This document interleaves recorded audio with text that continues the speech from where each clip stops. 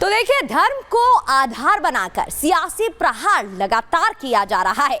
CM आतिशी ने दिल्ली के LG को पत्र लिखा, तस्वीरें आप देख रहे थे। पत्र के जरिए धार्मिक मुद्दों को हवा दी गई और मंदिरों का जिक्र किया गया। मंदिरों की बात यहां पर की गई। मंदिर और बहुत पूजा स्थल तोड़ने का मुद्दा उन्होंने उठाया। आतिशी ने धार्मिक समिति पर गंभीर आरोप लगाए। लेटर के जरिए दलित वोट साधने की बात भी कही। 2025 चुनाव से पहले ये लेटर लिखा गया। एलजी से पूजा स्थल ना तोड़ने का निवेदन किया गया और जब इन स्थलों को तोड़ने की बात आई तो वहां से यानी कि बीजेपी की तरफ से क्या पलटवार हुआ वो भी आपको बताएंगे। लेकिन उससे पहले आपको ये भी जरा बता देते हैं कि लगातार ये जो बयानबाजी सामने आ रही है उसके बाद भारतीय जनता पार्टी की तरफ से क्या कहा गया, क्योंकि पत्र एक के बाद एक यहाँ पर लिखे जा रहे हैं। दरअसल दिल्ली के चुनावी सियासत में फिलहाल चिट्ठी बार बार लिखी जा रही है। वेस्ट पटेल नगर, ये अब हम आपको एक एक करके वो मंदिरों की बात बता रहे हैं जिनका जिक्र लेटर में आतिशी ने किया है। अब सबसे पहले वेस्ट पटेल नगर की बात करेंगे, जहां पर नाला मार्केट के पास एक मंदिर है। ये चिट्ठी में तमाम मंदिरों का जिक्र किया गया है जिनकी एक एक कर आपको जानकारी दे रहे हैं। इसके बाद दिलशाद गार्डन में एक मंदिर है जिसका भी जिक्र किया गया है। सुंदर नगरी में भी मंदिर है, उसका भी जिक्र हुआ है। इसके अलावा सीमापुरी की बात करें तो यहां पर भी मंदिर का जिक्र किया गया है। दरअसल आपको जानकारी दे दें, चुनाव है 2025 में, चुनावों को देखते हुए लगातार सभी दल साधने की कोशिश कर रहे हैं एक एक करके सियासी समीकरणों को, और ऐसे में बौद्ध मंदिरों का जिक्र करना, यानी कि अगर दिल्ली की पॉपुलेशन की बात करें तो ऐसे में दलित वोटरों को साधने की कोशिश यहां पर की जा रही है।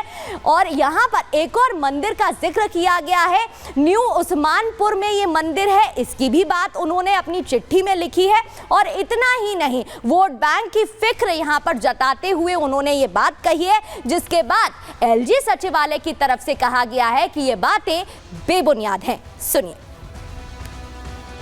मुख्यमंत्री आतिशी ने बकायदा वो अटैच की चिट्ठी जो भाजपा ने पारित किए आदेश, जिसमें साफ साफ उन्होंने मंदिर तोड़ने की याचिका डाली हुई है। ये ऐसे मंदिर हैं जहां पर लार्ज सेक्शंस ऑफ सोसाइटी पूजा पाठ करते हैं और ये अनरेस्ट क्रिएट कर सकता है सोसाइटी के अंदर। भाजपा ये पहली बार नहीं कर रही मंदिर तोड़ने का काम या रिलीजियस प्लेसेस तोड़ने का काम। ऐसा हमने काशी में भी देखा कि भाजपा मंदिर तोड़ती है। ऐसा ही प्रयास ये पहले दिल्ली में भी कर चुके हैं और इनके ये वाला घिनौना कार्य इस बार रंगे हाथों पकड़ा गया, इसलिए आतिशी जी ने उनको चिट्ठी लिखी। मैं जानना चाहता हूँ आतिशी जी को किसने कहा है कि वो दिल्ली के अंदर अफवाह फैला रही हैं। अगर किसी ने कहा है तो मुख्यमंत्री उसका नाम सामने लेकर आए, आज प्रेस कॉन्फ्रेंस करें कि कौन ये अफवाह दिल्ली में फैला रहा है। नए साल पे प्यार फैलाइए, नफरत मत। और आगे बढ़ते हुए आपको बताते हैं कि एलजी सचिवालय की तरफ से जो जवाब आया है उसमें क्या कुछ कहा गया है। आतिशी के पत्र पर एलजी सचिवालय ने जवाब दिया है और इसके तहत उन्होंने कहा कि कोई मंदिर, मस्जिद या धार्मिक स्थल नहीं तोड़ा गया है, जैसे कि पत्र में मेंशन किया गया है। ऐसा कुछ भी नहीं हुआ है। इस मामले में कोई फाइल एलजी के पास है ही नहीं और ना ही आई है।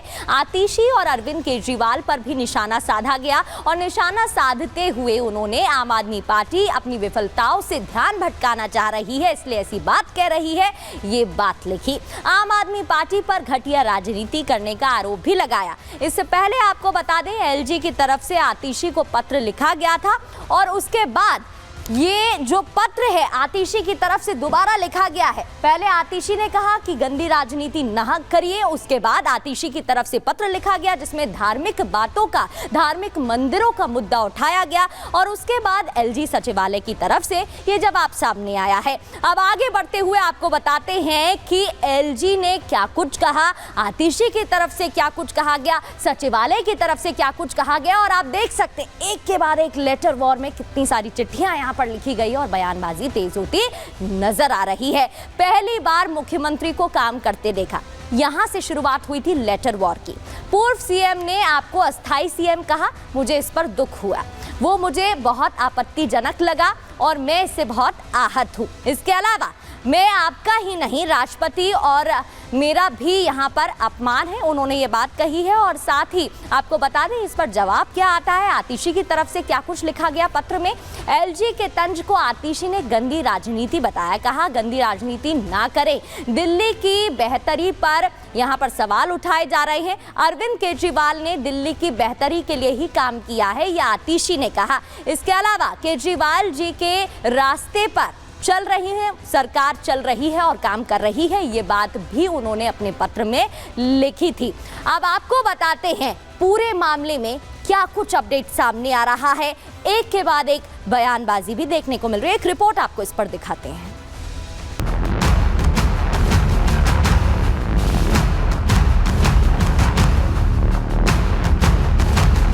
दिल्ली का तापमान गिर रहा है, लेकिन सियासी पारा हाई है। जहां बीजेपी रोहिंग्या घुसपैठियों के मुद्दे को कैश करना चाहती है, वहीं आम आदमी पार्टी पूर्वांचलियों को सियासी हथियार बना रही है। पूर्वांचल के लोग दिल्ली का एक बड़ा वोट बैंक है और इन्हें अपनी तरफ लाने की पूरी कोशिश हो रही है।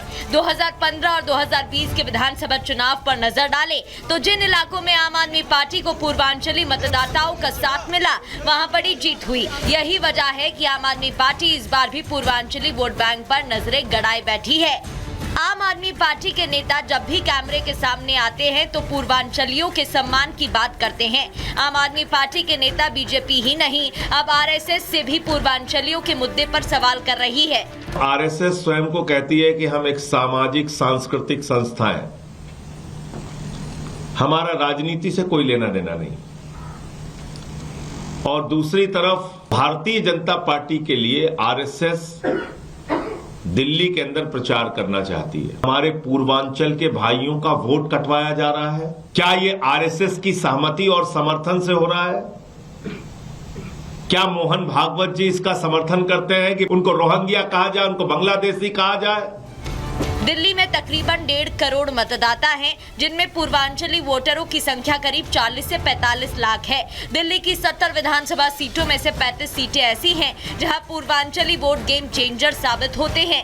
यही वजह है कि आम आदमी पार्टी बार बार पूर्वांचली वोटर के मुद्दों को हवा दे रही है। दिल्ली का रण जीतने के लिए लेटर वॉर भी शुरू हो गया है। सीएम केजरीवाल जहां आरएसएस को पत्र लिख रहे हैं, वहीं लेटर के जरिए सीएम आतिशी और एलजीबी के सक्सेना में तीखी बहस जारी है। आम आदमी पार्टी का फोकस 17% दलित वोटों पर है। यही वजह है कि आतिशी के लेटर में उस वोट बैंक वाली रणनीति साफ नजर आ रही है। पार्टी की केंद्र सरकार दिल्ली के अलग अलग हिस्सों में कई सारे मंदिरों को और बौद्ध धर्म के मंदिरों को तोड़ने का प्लान बना रही है। जो रिलीजियस कमेटी है वो सीधे तौर पर केंद्र सरकार के अधीन आती है। भारतीय जनता पार्टी की केंद्र सरकार द्वारा अपॉइंटेड प्रिंसिपल सेक्रेटरी होम फैसला लेता है और उस फैसले को केंद्र सरकार के नुमाइंदे एलजी साहब के पास अप्रूवल के लिए भेजता है। 22 नवंबर को रिलीजियस कमेटी की मीटिंग हुई है और उसमें कई मंदिर तोड़ने का फैसला हुआ है। सीएम आतिशी के इस आरोप का एलजी सचिवालय ने पहले ही खंडन कर दिया। बावजूद इसके आम आदमी पार्टी बौद्ध मंदिरों का मुद्दा उठाकर दलित वोट बैंक अपने खेमे में करने की कोशिश कर रही है। वहीं बीजेपी आम आदमी पार्टी के स्टंट को सामाजिक सौहार्द बिगाड़ने वाला बता रही है। मुझे अफसोस है कि दिल्ली में एक ऐसी मुख्यमंत्री हैं जो अपनी संवैधानिक मर्यादा को नहीं समझते।